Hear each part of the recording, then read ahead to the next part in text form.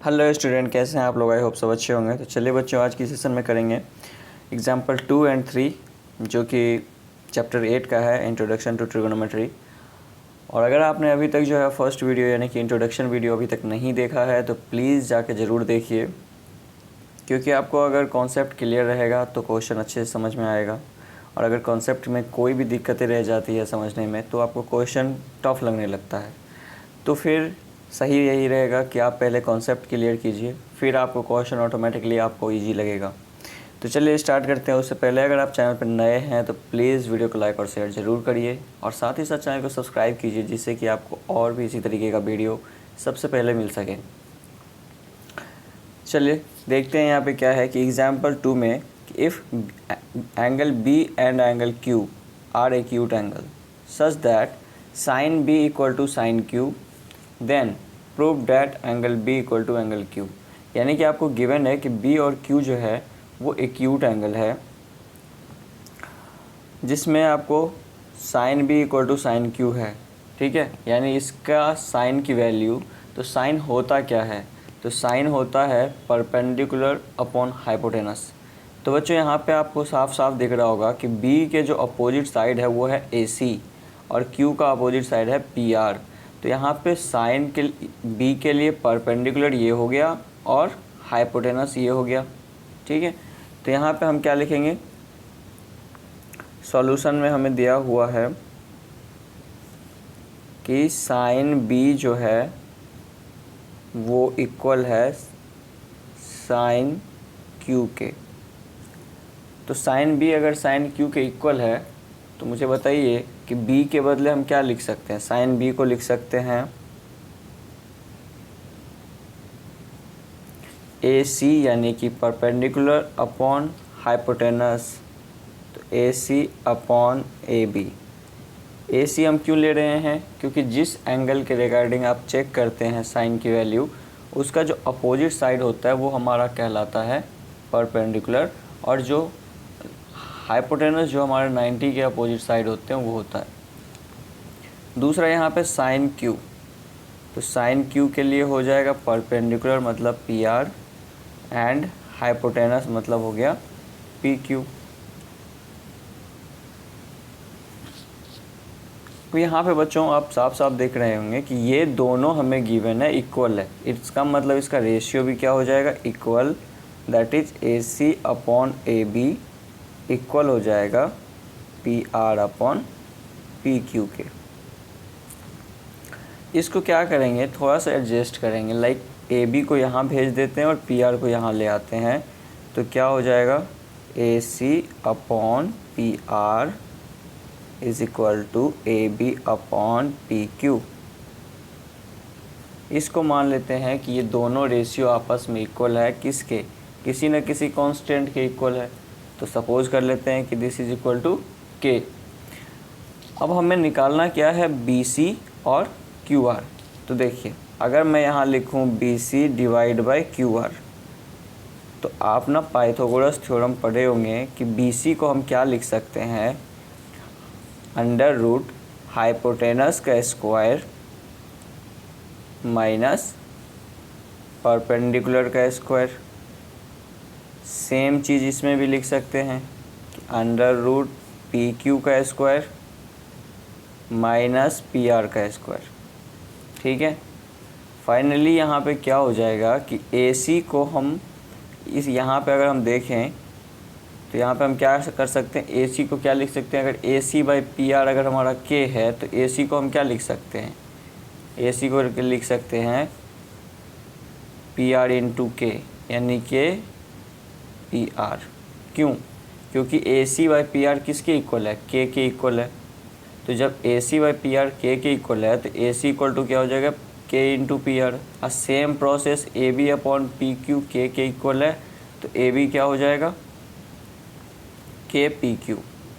ये दोनों चीज़ें यहाँ पे आप क्या करेंगे? पुट कर देंगे। तो अगर मैं इसमें पुट करूँ कि ए सी के बदले पुट कर दूँ के पी आर और ए बी के बदले पुट कर दूँ के पी क्यू, तो यहाँ पे क्या हो जाएगा कि K P Q square minus K P R square whole upon under root P Q square minus P R square. अब दोनों में K square P Q square K square P R square, तो के स्क्वायर कॉमन लेके जब बाहर निकाल लेंगे तो बचेगा के, अंदर में क्या बच जाएगा P Q square minus P R square. नीचे में भी आपका सेम क्वांटिटी है P Q square minus P R square, तो ये दोनों आपस में कैंसिल आउट हो गया और बच गया सिर्फ के। तो बच्चों यहाँ पे क्या है कि ये भी के इक्वल हो गया, इसका मतलब ये हुआ कि ये दोनों तो के इक्वल था ही, ये भी के इक्वल हो गया। तो हम क्या कहेंगे कि in triangle A B C या A C B and triangle P R Q, दोनों ट्रायंगल में आपका क्या है साइड का रेशियो इक्वल है, यानी कि A C upon P R equal है A B upon P Q equal है B C upon Q R, क्योंकि तीनों ही के इक्वल है। तो जब साइड का रेशियो इक्वल होता है तो आपने ट्रायंगल चैप्टर में पढ़ा था कि अगर किसी ट्रायंगल में तीनों साइड का रेशियो प्रोपोर्शन होते हैं तो हमें क्या कहते हैं कि वो सिमिलर है by S S S. Therefore by S S S triangle A C B is similar to triangle P R Q. और जब दो ट्रायंगल सिमिलर होते हैं तो उसके करस्पॉन्डिंग पार्ट क्या होते हैं equal by C P S T. तो यहाँ पे एंगल बी जो होगा वो एंगल क्यू के इक्वल हो जाएगा by C P S T. तो आई थिंक कि बहुत इजी क्वेश्चन था, आप अच्छे से समझ गए होंगे। चलिए देखते हैं नेक्स्ट क्वेश्चन क्या है, थर्ड नंबर क्वेश्चन क्या कहता है।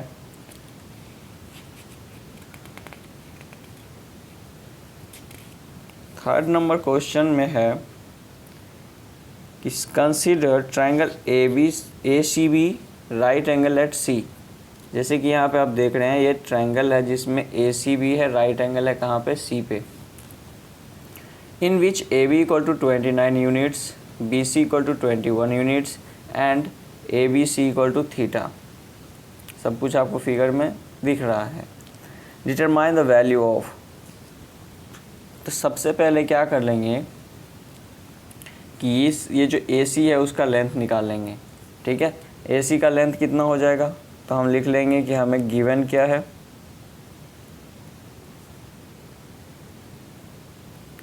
गिवन है हमें A B 29 units, B C 21 units और यहाँ पे क्या हो जाएगा ए सी। तो ए सी फाइंड करेंगे तो ए सी क्या होगा, A C equal to under root hypotenuse का स्क्वायर माइनस बेस का स्क्वायर। तो हाइपोटेनस कितना है A B square minus B C square. ठीक है, तो ए बी का स्क्वायर यानी 29 का स्क्वायर और माइनस 21 का स्क्वायर। अब यहाँ पे देखिए क्या है कि 29 का स्क्वायर जो होता है वो कितना होता है, आपको पता है? नहीं पता तो चलिए समझिए कैसे होता है। 29 का स्क्वायर होता है 541। ठीक है, 29 का स्क्वायर क्या हो जाएगा 841।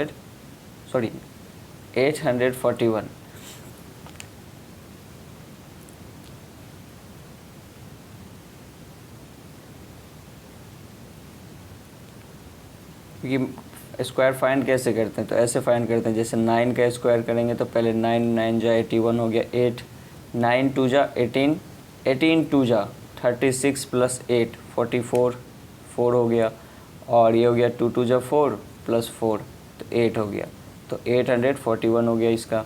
और 21 का तो आपको आता ही होगा 441 होता है। तो फाइनली दोनों का क्या आ गया आपका, माइनस करने के बाद 400, जिसका स्क्वायर रूट क्या हो जाएगा 20 यूनिट्स। तो आपको ये आ गया AC का लेंथ। अब हमें क्या करना है, वेरीफाई करना है, डिटरमाइन करना, वैल्यू फाइंड करना है फर्स्ट का। फर्स्ट का क्या है कि cos square theta plus sign square theta. तो बच्चों ऐसा है कि आपने कभी ना कभी आइडेंटिटी पढ़ा होगा कि sign square theta plus cos square theta 1 होता है। यहाँ पे गलती से भी वो यूज नहीं करेंगे। क्यों?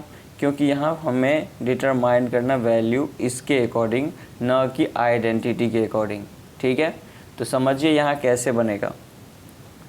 तो कॉस स्क्वायर थीटा, तो कॉस के बदले हम क्या यूज़ करेंगे? कॉस का मतलब होता है, कॉस का रेशियो क्या होता है? Base upon hypotenuse. तो बेस 21 अपॉन हाइपोटेनस 29, इसका आपका स्क्वायर हो जाएगा। प्लस साइन का होता है परपेंडिकुलर अपॉन हाइपोटेनस। तो यहाँ पे परपेंडिकुलर थीटा के लिए हो गया क्या? AC, यानी कि 20 अपॉन 29 का होल स्क्वायर। तो फाइनली जब आप इसे सॉल्व करेंगे तो ये तो हो गया 441 अपॉन 841 प्लस 20 का क्या हो जाएगा? 20 का हो जाएगा 400 अपॉन 841। तो बच्चों जब ये डिनोमिनेटर सेम होते हैं तो लाइक फ्रैक्शन में आपको हमें क्या करना होता है? सिंपली सा न्यूमरेटर को ऐड कर देते हैं। तो ये भी हमारा 841, ये भी 841, फाइनली सॉल्व करके 1 आ गया। तो कहने का मतलब है आपने आइडेंटिटी में भी यही चीज़ पढ़ा है कि sign square theta plus cos square theta क्या होता है? 1 होता है। बट यहाँ डायरेक्ट अगर आप लिखते हो तो पूरा का पूरा मार्क्स काट लिए जाएंगे। तो समझ लो नेक्स्ट पार्ट इसका क्या होगा? सेकेंड में है cos square theta minus sine square theta. तो कॉस स्क्वायर थीटा क्या है? Minus sine square theta. तो कॉस आपका कितना है? फिर से वही है 21/29 whole square minus 20/29 whole square. तो यहाँ पे क्या हो गया? 441 अपॉन 841 माइनस 400 अपॉन 841। तो फाइनली आपका आंसर 41 अपॉन 841 आ गया। ठीक है, तो ये आपका सेकंड का आंसर हो गया। बहुत ही ईजी क्वेश्चन था, आई होप आपको समझ आ गया होगा। तो चलिए, अगर आपको वीडियो पसंद आता है तो प्लीज़ वीडियो को लाइक और शेयर ज़रूर करिए। और आपका जो भी 10th का सिलेबस है वो इसी चैनल पे आपको सारे सिलेबस कवर होगा विथ एक्स्ट्रा क्वेश्चंस और इजी कॉन्सेप्ट के साथ। तो प्लीज़ वीडियो को ज़्यादा से ज़्यादा शेयर कीजिए ताकि और भी बच्चों जो है इसको देख सके, उनको भी हेल्प मिल सके। मिलते हैं नेक्स्ट सेशन में नए क्वेश्चन के साथ। तब तक के लिए bye bye, have a nice day, thank you.